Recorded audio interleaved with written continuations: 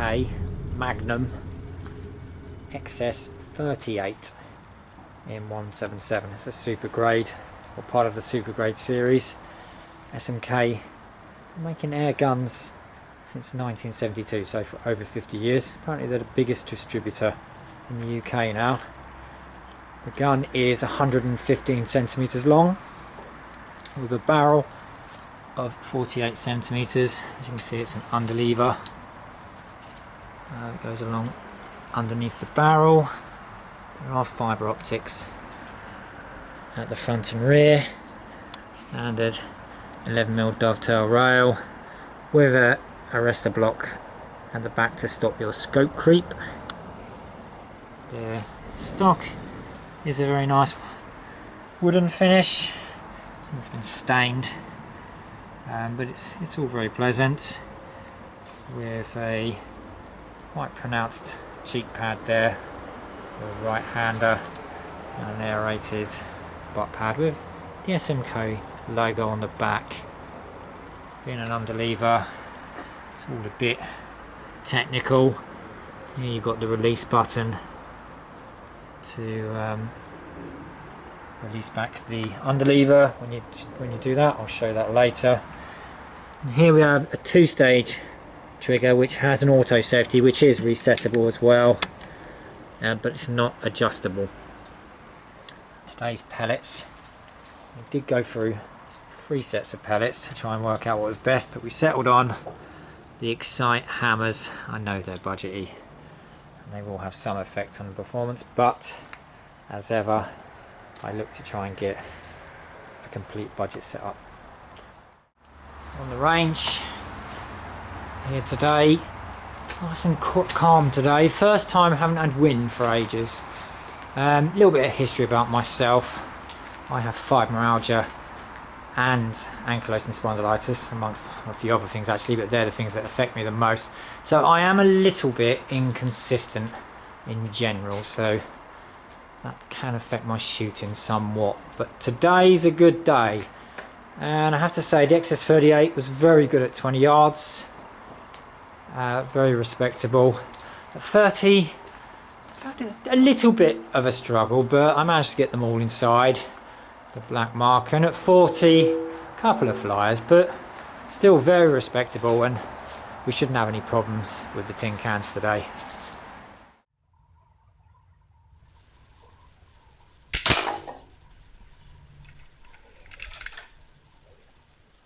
As is apparent, it is taking me a while to load the pellets between shots, so I do apologise for how long it is taking me to get to the shot here.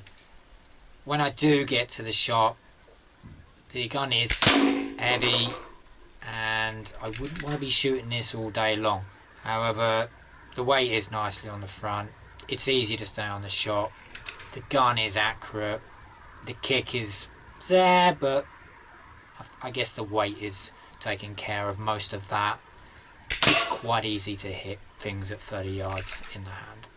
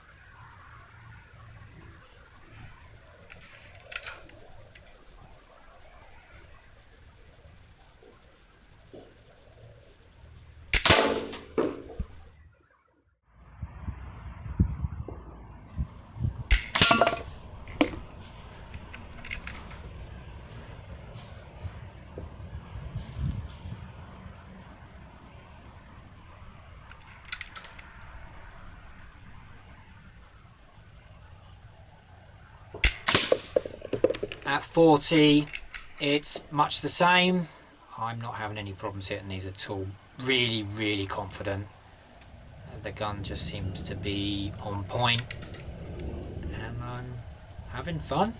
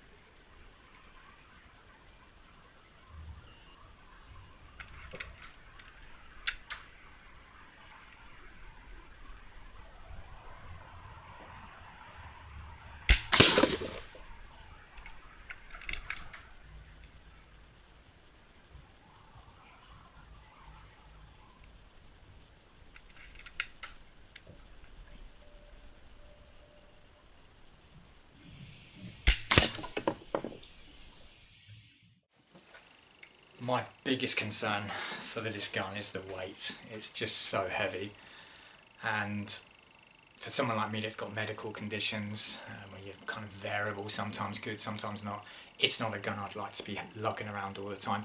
It's okay in a casual plinking sort of way, but I wouldn't want to be carrying it around in the field regardless of your position. It would become tiresome. It is well balanced though, and well, when I say well balanced, it's obviously got a lot of weight on the front because of the underlever, and I find it very easy to stay on the shot. Twangs a bit though, and it's a bit of a wheezy coffee kind of sound, or coughing rather kind of sound, and it isn't the most pleasant sounding air rifle. And the loading of the pellets is also a bit cumbersome, I suppose is the way to put it. You have to push back the underlever and then pull it back. This makes all these mechanisms, which are the auto safety and the auto release button, kick in, so you can't push back the underlever. You then have to load in your pellet, which is a bit awkward even without the scope. Now my scope's quite long, so when it's on this gun I'm having to kind of go around the scope a tiny bit as well. It's no big deal, but obviously it's a lot harder to load than any of my other guns. When you've done that, you hit the release button at the back. You are then allowed to push back up the underlever, and you're ready to shoot as soon as you've hit the auto safety. The gun also has a setback trigger, which is kind of nice touch. I mean, I'm not too bothered as long as the trigger's nice. That's all I care about, and the trigger is nice. It is a nice trigger, and also the gun is accurate, and there is a bit of kick. It is vertical and doesn't really affect, to be honest, and I suppose the weight is dissipating any sort of issues you've got there or could potentially have there. I paid $55 for the gun, which in a sale, which is clearly a fantastic result. About a third of the price of what they normally would be. Would I pay $150? Well, there's a lot of gun here. There is.